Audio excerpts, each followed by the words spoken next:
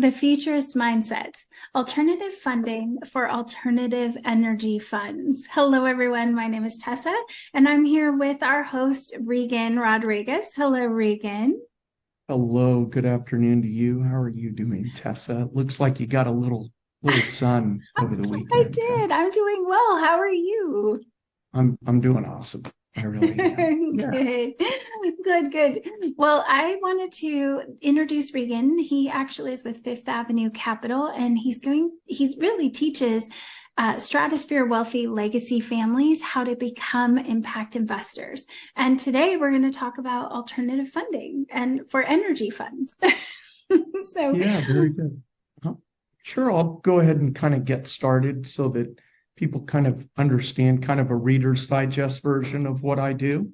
Okay, I yes. help manage a few family offices, and through that relationship, I'm a co-advisor to a very private foundation that is based out of the Puerto Rico. It is comprised of 26 uber wealthy trustees and the different families and groups globally, to put it mildly, are kind of uber stratosphere wealthy. And they're the mission statement for the foundation is to, well, before I get into that, our program works for some people and others it doesn't. And that's fine. We are not a lender, so sometimes it takes people their arm to get around that. Okay. We are an equity partner. Okay. Look at us as your equity partners because we don't like debt. So I don't like debt. The total project cost is 100 million euros. So in today's dollars, that's 110, 120. We will look at certain portfolio deals. So if one project doesn't meet that threshold, if somebody says that they've got two or three and combined they meet that threshold, then I'll consider that on a portfolio basis. Now, just so you know, Tessa, most of the stuff that are referrals or come from the website that you built for me are multiples of that up, of the 100 million. The second key is that there has to be an economic stimulator component to that. It has to benefit the economy in some fashion, right? That's a part of our mission statement. That's a part of our directives. And the third is that it's a job creator, not to be confused with EB5 that gets a lot of press these days, because that's not what I do. So I look at, are we creating on both? What are we creating on what I call an interim construction level, as well as permanent? And whether that's project specific, or is that something that is a domino effect because of the project? It maybe has a ripple effect, and maybe it's going to affect others. So that is also taken into consideration. There is no hard and fast dollars that I have to adhere to. So I look at things more on a macro level. The three areas that I target our money to is alternative energy, number two, infrastructure, and number three, humanitarian projects. And the foundation has found that we are purposely increasing efforts to deploy capital in developing countries with the right partners, with the right projects, just because we, or I should say, I feel that that's a safer haven for their dollars. The foundation or our directive is not return driven or IRR driven. We do like to make money. We don't want to get into a venture where we're never going to make money, but we're not a typical private equity fund where there's a 5-10 year horizon. We're going to put a gun to your head and say, time's up, you got to pay us back. We take a much longer, we are prepared to take a much longer view if necessary. We rely on our partners. We entrust that they will operate the project properly, and we will fund 100% of that project cost. If it's land that you currently own that is being contributed into the venture, then there will be a mechanism where your dollars are returned to you, right? It may not be month one, $1. It might be over a 3 to 6 month timeline. And again, all of that can just be arranged, right?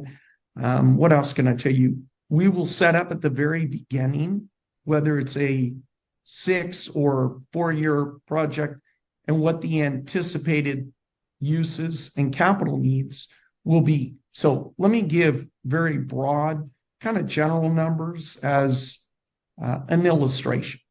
Okay, if a project has 240 million project, and it's going to be a 2-year development or build out, whatever that might be.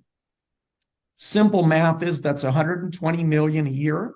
So we will look at that, and rather than working on a draw schedule, we work on a funding schedule. So we will find out ahead of time with general terms, okay, year one's 120 million. We will just then set up an automatic and fund to an account that you set up that we've approved, say 10 million monthly.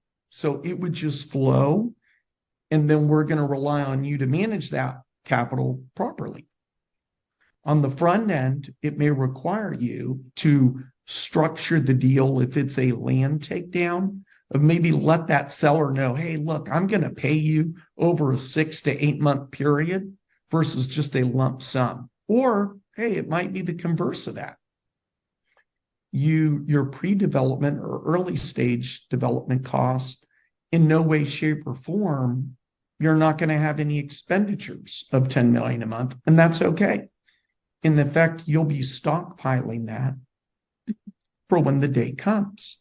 And most development deals, it's kind of a bell curve kind of example.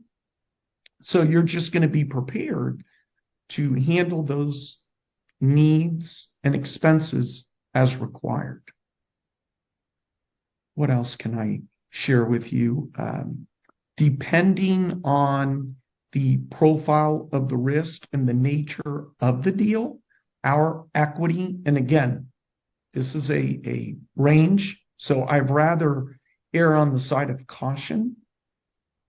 The equity position that we will take from the foundation side on the low end will be 20%. That on that low end, it can go to 30 or 40% on certain infrastructure projects. But when we're looking at alternative energy, it's going to be 20%. Now, on infrastructure, it could be as high as 40, but it has yet to do that. It's more realistically that on the higher end, it's going to be 30 to 35, but I would rather give you a more broader range, something tighter, in that odd event that something were to develop and kind of push that envelope. Again, I like to manage expectations the best that I can. I love that. So you're very conservative too. Yeah, that's basically my program. That's it. So some people, what I was going to say is some people, they like it and they say, hey, that makes a lot of sense. And others say to me, hey, thanks, but you know what, Reagan, I'd rather get a lump sum like a loan, and I have other resources. And you know what I say to those people? Hey, I don't view it one way or the other. Number one, we don't solicit or induce clients to work with us. You have to be invited to the dance, so to speak. So I do go through a lot of people that I talk to and I interview, and that's okay. My attitude is that I make a lot of acquaintances, and then we're selective on who we choose. Go ahead. I sensed you wanted to ask something, Tess. Oh no. Well, I wanted to say that I love that you are so conservative in what you like to talk about things and come from that place of profitability for other people and for the funds that you work with. But more importantly, there's your big picture, your why and your mission, and that you guys are actually, you have these 3 points that you look for in projects. And I think that's really exciting that you're helping the environment so much as well as, businesses. So I just wanted to say that part. Yeah, I don't know if you have anything else you wanted to cover. No, I don't. Okay, I just wanted to kind of give an overview of the way our funding works.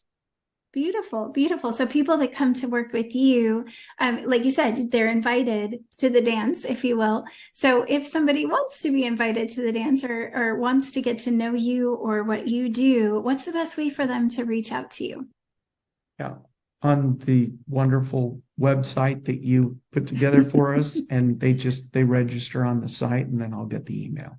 Yeah. Perfect, perfect. And I will put a link for you also that you have that handy and you guys can go to Fifth Avenue Capital. And if you have any questions, the form, you can also put some notes in the form if you have specific questions. But I know that Reagan, he values his clients very much. I can tell that in talking with the people that, the projects that we've introduced on this video, you have a very close relationship with them and you know what they're looking for, you know how to help them get to that end result. So I appreciate that about you.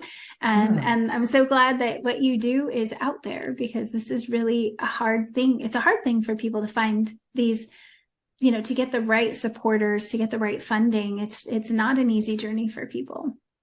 That's right. It's not. Yeah. You have a question before we wrap up? Well, I know that you wanted to say you were talking with me beforehand about belief is not optional when creating and scaling your cafe fund. So I just wanted to go into that in a little bit of depth, if you don't mind. No, absolutely. I'd love to talk on that because earlier today, I was thinking about how strong are my beliefs, right?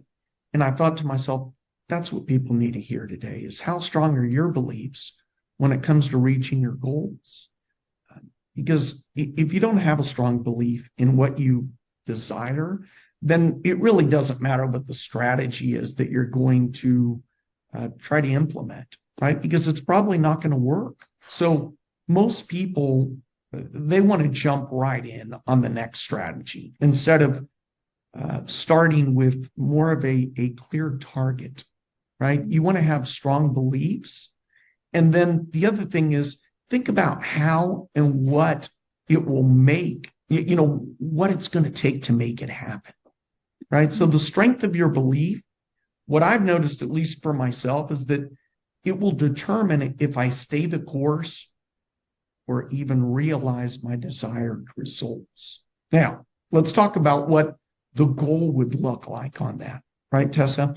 You've got to identify a limiting belief around your work or whatever that financial situation is, and then turn it into something stronger, more supportive kind of belief.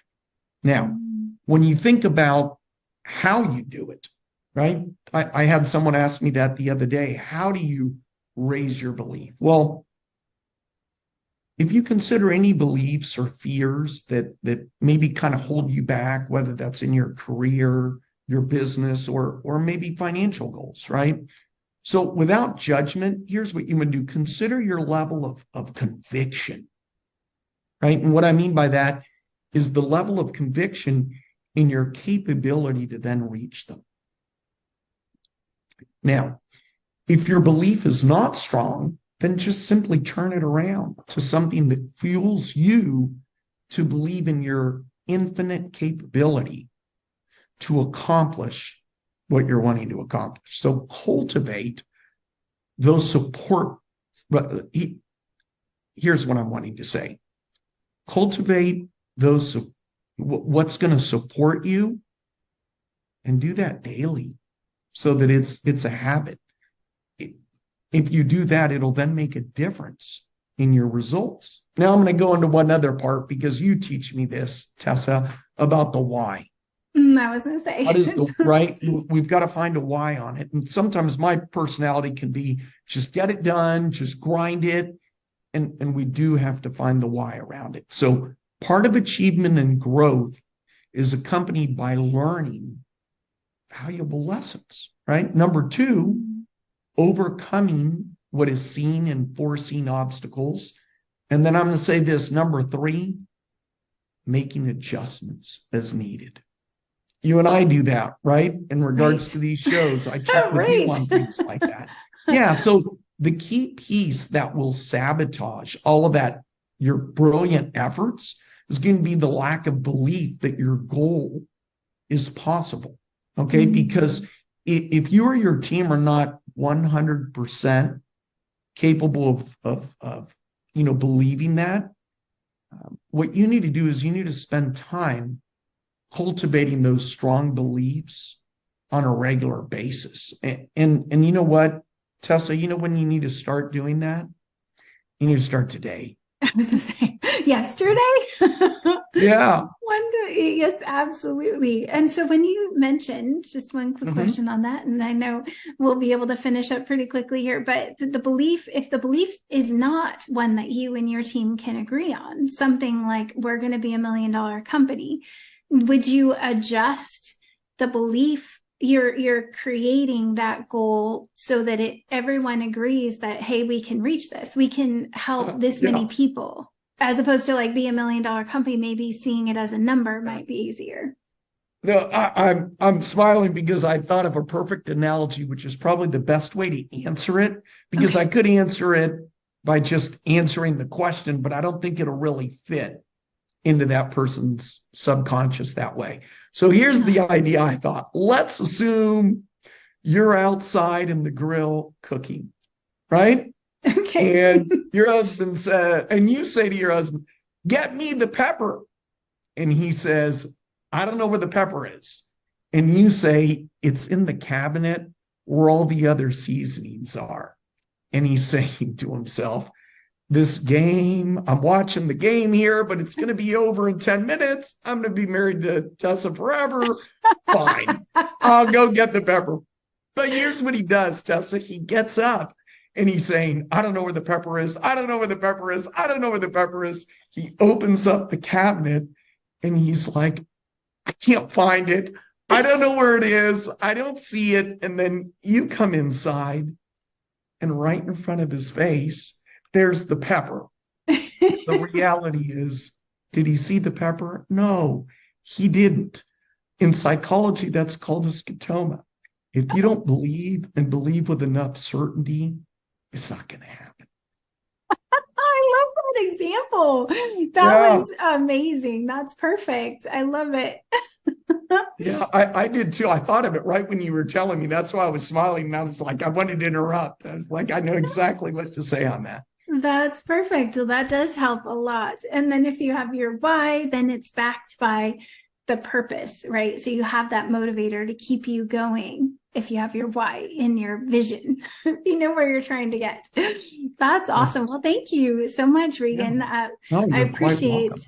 I love these shows. I love what information we come to you guys with, and we'd love to know how you like the shows too. So be sure to leave a comment and let us know what, if there's any aha moments that you have, or if you have questions. We're in the chat with you, keeping an eye on it. So let us know, and we'll see you all next week.